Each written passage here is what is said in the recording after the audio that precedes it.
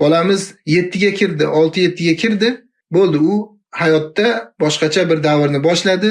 Bu davrda bolaga sekin-sekin tushuntirishlik kerak. Albatta, buni uslubi bor, buni yo'nalishi bor.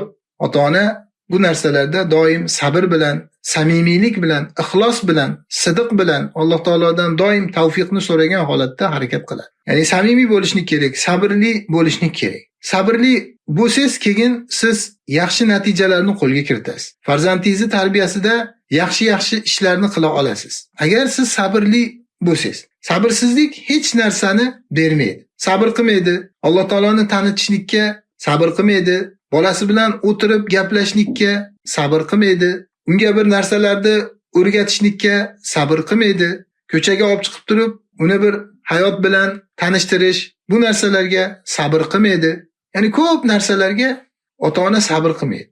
Sabr qilmagandan keyin shikoyat qiladi. Bolam unaqa bo'lyapti, bolam bunaqa bo'lyapti. Bolam aytganimni qilmayapti, bolam odobsiz, axloqsiz. Bolam tarbiyasida muammolar ko'p. Bolam o'qimayapti, bolam dars qilmayapti, hayotga qiziqishi yo'q, telefon bilan mashg'ul, axloqsiz, odobsiz ishlarni qilyapti, menga baqiryapti. Hattoki ba'zi ota-onalar so'kyapti deb yozyapti. Bolam meni so'kyapti. Qarang, sabrsizlikdan keyin kelib chiqadigan bular muammolar. Sabrsizlikdan kelib chiqadi. Tarbiyada sabr qilinmaydi, bolalarni tarbiyasiga e'tibor berilmaydi, e'tiborsizlik qilinadi. Keyin bu kasalliklar kelib chiqadi. Kasallikni albatta bir sababi bor. Kasallikning sababi bor. Odamning bir a'zosi og'riydigan bo'lsa, uni sababi bo'ladi. Bir sovuq olgan bo'ladi yoki bir noto'g'ri narsani yeb qo'ygan bo'ladi yoki muzday narsani ichib olgan bo'ladi.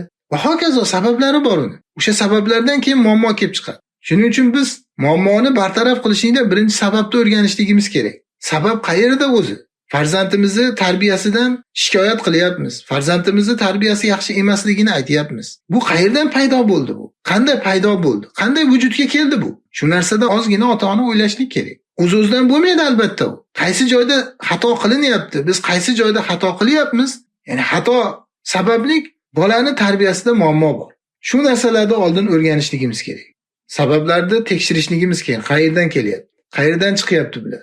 Bularni bartaraf qilinmasa, isloh bo'linmaydi. Albatta bularni bartaraf qilinadi. Kasallik kelayotgan tomonda tuzatilgandek, birinchi o'sha tomonda isloh qilingandek, birinchi biz ham tarbiyada xatolarga yo'l qo'yayotgan bo'lsak, o'sha xatolarimizni tuzatishligimiz kerak. Muammolarning sabablarini o'rganib, ularni bartaraf qilishligimiz kerak.